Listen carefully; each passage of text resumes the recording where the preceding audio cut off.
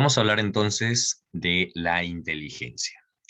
Cuando hablamos de la inteligencia, recordemos que es un proceso cognitivo superior que se caracteriza por resolver problemas, ¿ya? Resuelve problemas nuevos.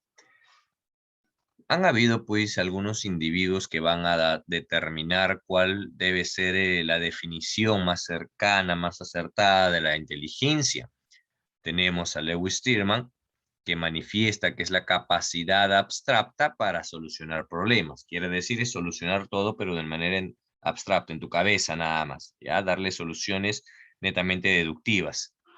Hablamos también nosotros de el gran Jean Piaget, que siempre va a involucrar todo para lograr adaptarnos a un ambiente, ¿no? Jean Piaget manifiesta que la inteligencia es esa capacidad que vamos a tener nosotros para poder adaptarnos a cualquier situación en nuestro entorno.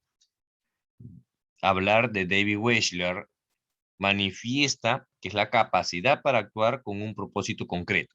O sea, tienes esa capacidad humana para hacer algo en específico, que a su vez involucre el raciocinio, de ahí que es un proceso cognitivo superior, y relacionarse con el ambiente. Quiere decir que es una especie de mezcla, ¿no? David Weschler manifestaría que sería lo mismo de Lewis Stillman y Jean Piaget mezclados, ¿cierto? Habla de esa parte abstracta que menciona Lewis Stillman y habla de esa adaptación al ambiente de Jean Piaget. Sería, ¿no? Un poco más eh, completo la definición de David Weschler. Pero hoy en día conocemos nosotros a la inteligencia netamente como la capacidad de solucionar problemas, nada más. Por eso es necesario nosotros, hoy por hoy, entender la diferencia marcada que existe entre la inteligencia, el intelecto y el coeficiente intelectual. Recordemos, la inteligencia es la capacidad humana que tenemos nosotros para solucionar problemas, nada más. ¿Qué es el intelecto? Y es con lo cual muchos confunden a la inteligencia. Muchos piensan que es una persona inteligente, aquel que sabe bastantes datos, fechas, nombres, sabe bastante historia, sabe bastante matemática, sabe bastante filosofía. Decimos esa persona es inteligente. No, no es inteligente, es intelectual, que es totalmente diferente. El intelecto es la capacidad que tenemos de administrar nuestros procesos mentales con el propósito de adquirir información. Nada más. Eso es un intelecto, ¿ya? O sea, es la parte netamente cognitiva que tenemos para adquirir determinada cantidad de información. ¿Y qué es entonces el coeficiente intelectual? El coeficiente intelectual ya es el resultado cuantitativo que tenemos del intelecto. Si bien nosotros conocemos muchos test, ¿no? Test de vocación, el famoso test vocacional que seguramente ya muchos de ustedes se les han aplicado, que miden pues su vocación de profesión. Hablamos también de los test de personalidad, mide la personalidad. Test emocional mide las emociones. Pero el test de inteligencia no mide la inteligencia. El test de inteligencia mide el rendimiento intelectual, no la inteligencia. Ya, vamos a ver el por qué. Vamos a ver en qué circunstancias se da. Entonces, el coeficiente intelectual será ese resultado cuantitativo de un test en su medición del rendimiento intelectual. Nada más, ¿ya? No hay que confundir esos aspectos. Conozcamos entonces estas dos corrientes o enfoques que van a plantear teorías de la inteligencia. Tenemos el enfoque psicométrico. Se le llama enfoque psicométrico a todas aquellas teorías que han salido gracias a la resolución de un test. Ya, esto ha aparecido gracias a la resolución de pruebas. Conozcamos entonces al pionero de la psicometría. Tenemos ahí a Charles Spearman. Este personaje de Charles Spearman va a obtener en las evaluaciones que él aplicaría de un análisis factorial, tendría entonces la existencia de dos tipos de inteligencia. Por eso se le llamó teoría bifactorial. Spearman manifiesta que existe algo innato en nosotros que hace que podamos resolver determinados problemas y otros no. Por ejemplo, lo que hacía este personaje de Charles Spearman era darte pruebas con diferentes tipos de áreas y después de todo esto, de que se evaluara al individuo de diferentes áreas, se daría cuenta que destaca más en unas que en otras. Pero eso no es el detalle. Por eso diría este personaje, Charles Spearman, las personas que son brillantes en un área a menudo destacan también en otra, pero en otra que es afín. Por ejemplo, vamos a suponer que se te evalúa de todos los cursos. Se te evalúa en habilidad verbal, se te evalúa en fluidez verbal, se te evalúa en netamente lingüística, en lenguaje y también en psicología, en filosofía, en historia, en geometría, en biología, en química, en física elemental, en todos los demás cursos. Entonces, él va a notar algo muy curioso, que si sacaste, por ejemplo, no sé, por ahí en literatura un puntaje alto, lo coincidente es que también lenguaje seguramente también está alto. Habilidad verbal también está alto. También está alto seguramente una comprensión de texto. Y los demás pues tienen puntos un poco más bajos. O puede haber por ahí uno que sea más elevado aún. Pero los que has resaltado es que has dominado un curso determinado y tienes un puntaje alto y similar con otros cursos que se les parece. Para que me termines de entender. Sacaste 19 en aritmética. Coincidentemente, geometría también tienes 18, 19. Álgebra, por ahí. Hasta física elemental, estadística, tienes un puntaje rescatable. En lo demás, tienes pues 14, 15. Entonces, Charles Spearman diría, mírame, nos damos cuenta a través de esta prueba que hay ciertos cursos que se asemejan en área de las cuales ya destacamos. Eso es a lo que este personaje le denominó factor general, que sería netamente la inteligencia general. Tú ya naces predispuesto a dominar determinados cursos. Por ejemplo, si tú destacaste en aritmética, trigonometría, es porque ya naciste con esa predisposición a dominar todo lo que tenga que ver con cálculos. A diferencia de tus otros compañeros, para ti se te hace muy, pero muy sencillo dominar todo curso de matemática. A diferencia de tus otros compañeros que están sufriendo y sufriendo y sufriendo, para ti se te hace muy sencillo. Otros, por ejemplo, que tienen la inteligencia general en letras, para ellos entender todo lo que es letras es realmente sencillo, mientras que para otros es algo tedioso el estar leyendo, ¿no? El comprender ciertos nombres. Entonces, hay algo que hace que tú ya estés desde un inicio con esa predisposición a dominar ciertos cursos que se parecen. A eso es lo que este personaje de Charles Spearman lo denominaría factores G. Los factores G serían innatos, no te olvides, ¿ya? Son innatos y manejas determinados temas afines que se parecen. ¿Y qué hay de los otros cursos? También sacaste un puntaje. A esos le llamarán factores S. Por obvias razones, habrán más factores S que G. Y los factores S, si yo no soy bueno en historia, por ejemplo, y yo sé que mi inteligencia en historia estoy utilizando un factor S, ¿no lo puedo desarrollar? Sí.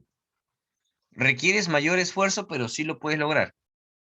Y ahí es donde Charles Pirman dice, entonces eso ya tendría que ver más con un tema de aprendizaje, más que con un tema de inteligencia, diría Charles Pirman. Por eso que para Charles Pirman le va a interesar más las inteligencias generales que las inteligencias específicas. Así que él se centraría en los factores G. De ahí que hoy por hoy ninguna de estas teorías está desfasada.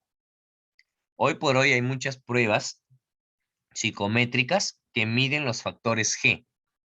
Hay muchos test de inteligencia que su coeficiente intelectual se hace referencia a los factores G de Charles Pirman. Es más, los demás teóricos psicométricos, todos ellos, sin excepción, se basan en Charles Pirman. Así de importante es este pionero de la psicometría. Así de importante. Recordemos, una vez más, que la inteligencia general sería entonces con lo cual tú has nacido, mientras que la inteligencia específica es lo que tú has ido adquiriendo. Ya tú vas a adquirir la inteligencia específica. Entonces, la inteligencia general domina ciertos cursos afines y la inteligencia específica puede ser cualquier otro tema que tú puedes adquirir a través de un esfuerzo mayor a lo que puedes conseguir con cursos que son tu inteligencia general. Son tu fuerte, por así decirlo. Aparece la teoría multifactorial o también llamada habilidades mentales primarias. Estas habilidades mentales primarias de Louis Surson hace referencia principalmente, a los factores S. Entonces, según Louis Surson dice, mira, todo esto está bien, está fenomenal, pero yo creo que es más importante los factores S que los factores G. O sea, Charles Pirman está en lo correcto. Existe factores G y factores S, pero la vida está lleno de problemas que no es con lo que nosotros nacemos. Así que tenemos que ver la manera de poder solucionarlos. Y eso es una inteligencia. Recuerda que la inteligencia es solo solucionar problemas. La vida tiene un montón de problemas y la gran mayoría de esos problemas no son justamente lo que tú sabes, con lo que tú naciste, con tus factores G. Entonces vas a requerir de factores S para solucionar esos determinados problemas. De ahí que para este personaje de Louis Surson es necesario basarnos en los factores S. Por eso tiene 7 factores, a diferencia de este personaje de Charles Pirman. Conozcamos entonces la fluidez verbal. Consiste pues en ver esa capacidad del habla que tienes. Se te cronometraba, por ejemplo, ¿no? Te daban temas aleatorios, decían, a ver, háblame un poquito de economía, y te cronometraba 2 minutos, habla lo que puedas. Ahí se iba a medir si tenías esa facilidad de poder hablar esos 2 minutos sin interrumpirse, sin hacer muletillas o cualquier otro error, ¿no? Ahí tenías un puntaje determinado. Si lograbas pues con éxito esto, 5 minutos te daba otro tema. Comprensión verbal. Aquí es literalmente comprensión de textos, ¿no? Te daba un texto determinado y tenías que comprender lo que habías captado de ello. La capacidad espacial son unas fichas tipo rompecabezas en la cual tú tienes que poder ubicar o mover estas fichas respetando ciertos espacios que no pueden encajar, para poder ver esa capacidad que tienes de poder jugar con todo lo que está a tu alrededor y encajar los espacios. La velocidad perceptual es similar a esos juegos que tú ves, por ejemplo, en el periódico, que te ponen dos imágenes muy, pero muy similares y te piden hallar las 7 diferencias, que estoy seguro que muchos de ustedes lo han hecho en algún momento. Algo similar a ello, ¿ya? Algo muy similar a ello se da justamente al aplicar netamente esta velocidad perceptual. También son dos imágenes similares que tienes que hallar múltiples diferencias, pero son cronometrados. ¿En cuánto tiempo lo encuentras? Por eso se llama velocidad perceptual. En el caso del razonamiento, hace referencia, por ejemplo, a preguntas parecidas a las capciosas, pero que requieren sí un raciocinio. Que te ponen preguntas y te ponen ciertas fichas en la cual tienes que obtener un objetivo, pero tienes que pensar cómo lograrlo, que no es sencillo. Para que te des una idea más o menos de cómo podrían ser. Es como el clásico jueguito que te decían, ¿no? Piensa en un lago grande, hay un bote, un señor en el bote, y tiene un zorro, una gallina y un maíz. Si solo puede entrar uno de esos tres en el bote cada vez, ¿cómo puedo pasar los tres al otro lado sin que el zorro se coma la gallina o sin que la gallina se coma el maíz? Entonces tú tienes que pensar, ¿cierto? En una solución. ¿Cómo hago esto? Si me llevo el zorro y después me llevo la gallina, al regresar se lo come la gallina. Si me llevo la gallina y después me llevo el maíz, al regresar se lo come la gallina el maíz. O sea, hay que pensar. Requiere el raciocinio. No es de por sí totalmente capciosa, pero son preguntas que sí requieren netamente la habilidad del razonar. Similares a esto es lo que te aplicaba este personaje de Louis Surson. Aptitud numérica. Él te ponía problemas aritméticos, pero básicos. Él no te va a poner pues un problema complicado de aritmética porque él no está midiendo tus factores G. Si fuera tus factores G, pues tú te luces en eso, es tu fuerte. En cambio, está midiendo los factores S. Por eso te pone aritmética pero básica, para medir nada más la capacidad que puedas adquirir en ello.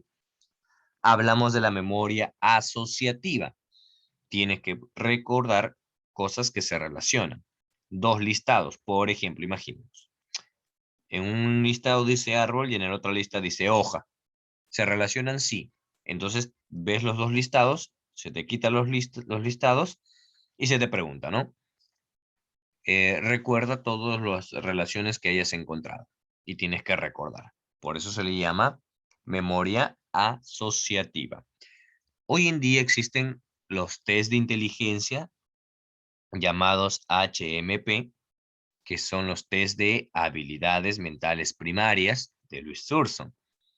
Si bien Louis Thurston nos habla de 7 factores de inteligencia, en las test de inteligencia de Thurston no están las 7, están 5 nada más, ¿ya? Está descartado, por ejemplo, no se encuentra la velocidad perceptual, no se encuentra ahí la velocidad perceptual ni la memoria asociativa, no se encuentra, porque él consideraba que eso se podría obtener de cualquier otro medio y no necesariamente a través de una prueba.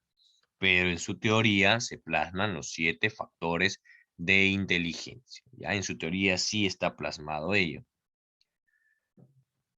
Conocemos entonces la teoría de Raymond Bernard-Cattell.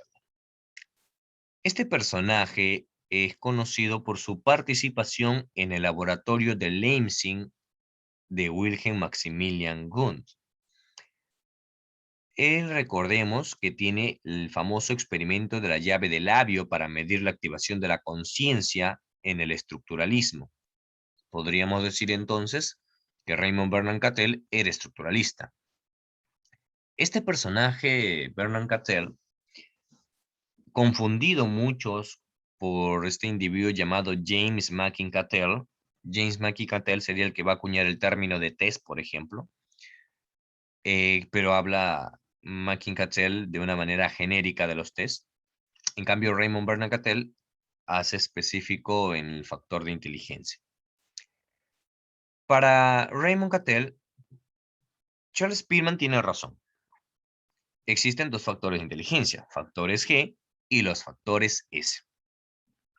Si bien Louis Thurston dice que hay que darle prioridad a los factores S, Charles Spearman dice no, vamos a darlos a las G. Raymond Bernard-Cattell dice yo coincido con Charles Spearman en eso también. Se le tiene que dar prioridad a la parte innata con la cual nosotros nacemos, con esa predisposición a resolver problemas. Solo que para Raymond Cattell los factores G se dividen en dos, en inteligencia fluida y en inteligencia cristalizada. Ya se divide en inteligencia fluida y en inteligencia cristalizada. Cuando hablamos nosotros de la inteligencia fluida, tenemos que entender que es esa capacidad de resolver problemas que no habíamos visto antes. Mientras que la inteligencia cristalizada, al contrario, son problemas ya conocidos, cotidianos o similares a lo que ya nuestras experiencias han desarrollado antes. Por lo tanto, yo puedo desarrollarlo gracias a mis experiencias. Recordemos, la inteligencia fluida son situaciones nuevas que vamos a solucionar, nada más. Pueden ser simples o complejas, en ambas situaciones. Lo vamos a comprender con la imagen de abajo. Tenemos acá las edades: infante, adolescencia, edad adulta, y tenemos la senectud, la vejez. Vamos entonces con la vejez. Identifiquemos primero la línea roja que representaría a la inteligencia fluida. Mire esa curva. ¿Qué nos está diciendo?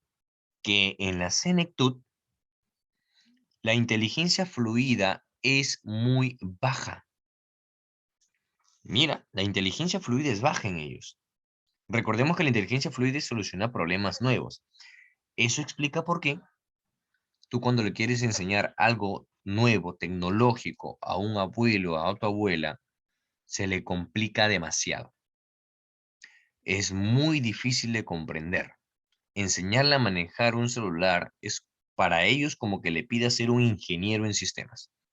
Así de complicado para ellos. Entonces, no quiere decir que ellos no tengan inteligencia fluida. Sí tienen, pero muy bajo. Mire esa curva.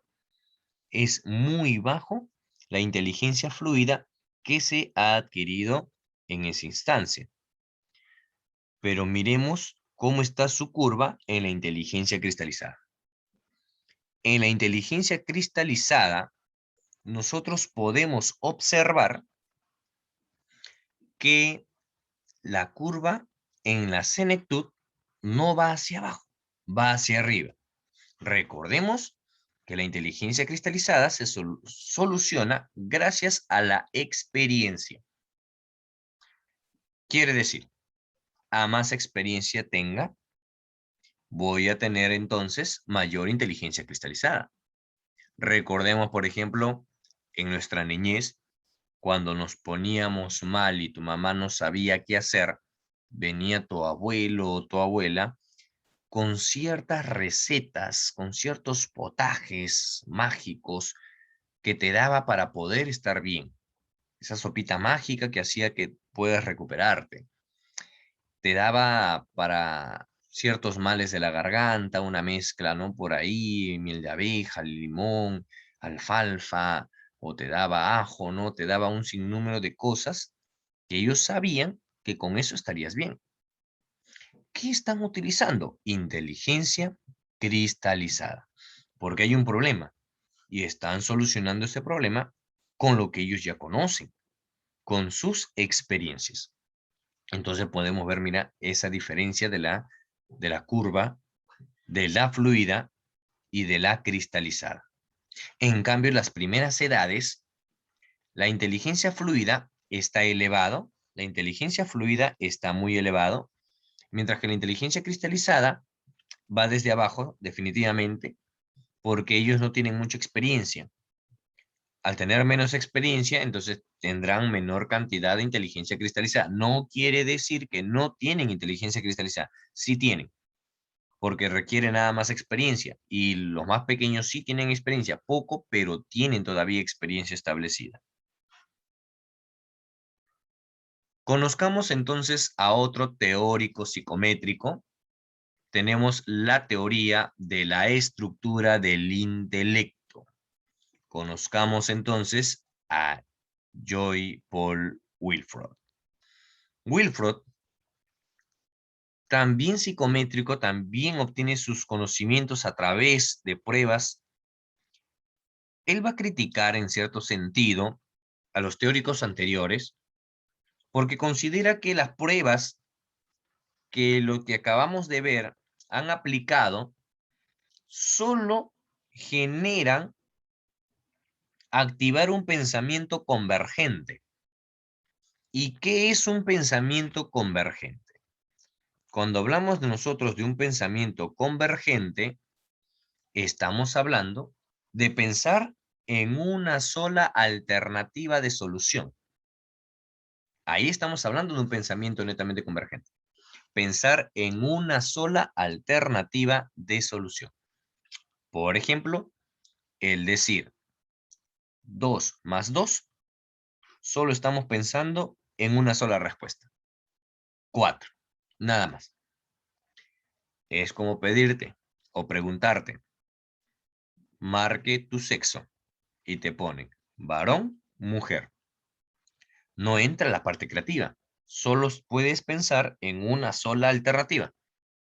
Ahí estamos utilizando pensamientos convergentes, ¿ya? Ahí estamos utilizando pensamientos convergentes.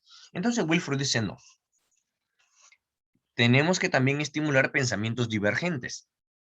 Preguntas más abiertas, más reflexivas, que no solo pensemos en una sola alternativa de solución, sino que puede ser mayor.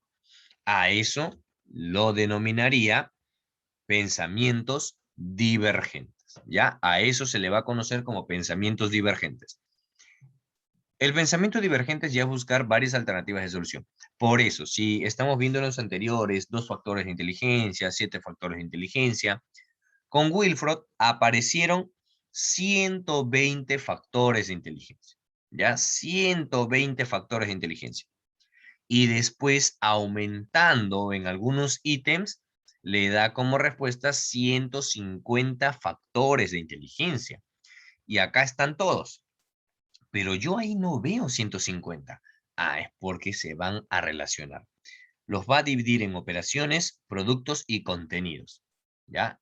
Los contenidos que tienen dichos ítems, el producto, lo que yo quiero, y las operaciones, lo que se tiene que realizar en ello. Tenemos, por ejemplo, en contenidos, visual, auditivo, simbólico, semántico, comportamental. Tenemos 5 contenidos. En producto tenemos unidades, clases, relaciones, sistemas, transformaciones y tenemos las implicaciones. En operaciones tenemos la evaluación, que vamos a utilizar, evaluación, producción convergente, divergente, memoria y la cognición. Si relacionamos todo eso, tenemos 5, 5, 6. 5 por 5 por 6, 150 factores de inteligencia.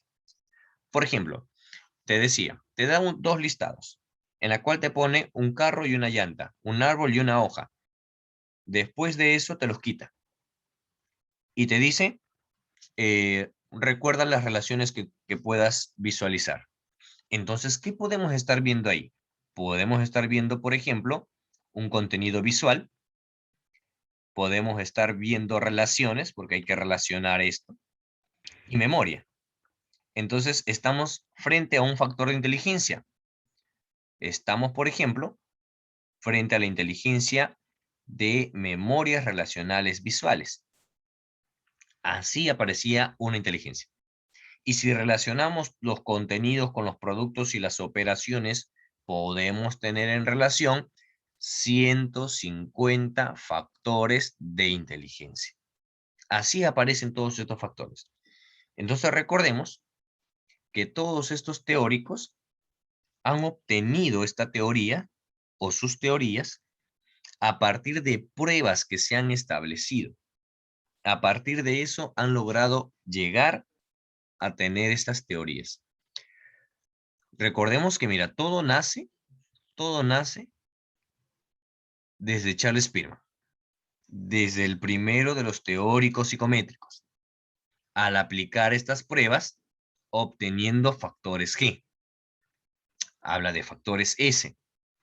La diferencia con Luis Urso es que para él se especializará en los factores S, mientras que Raymond Cattell habla de los factores G, pero los va a dividir, ¿cierto? Los va a dividir. Al dividir estos dos factores, tendría los factores de inteligencia fluida y la cristalizada. Pero todos estos tres primeros, como muy bien dice Wilfred, sus test se basaban solo a pensamientos convergentes. Él, al ampliar a pensamientos divergentes, es lógico tener como respuesta una gran cantidad de factores, a diferencia de que solo hubiera utilizado convergentes.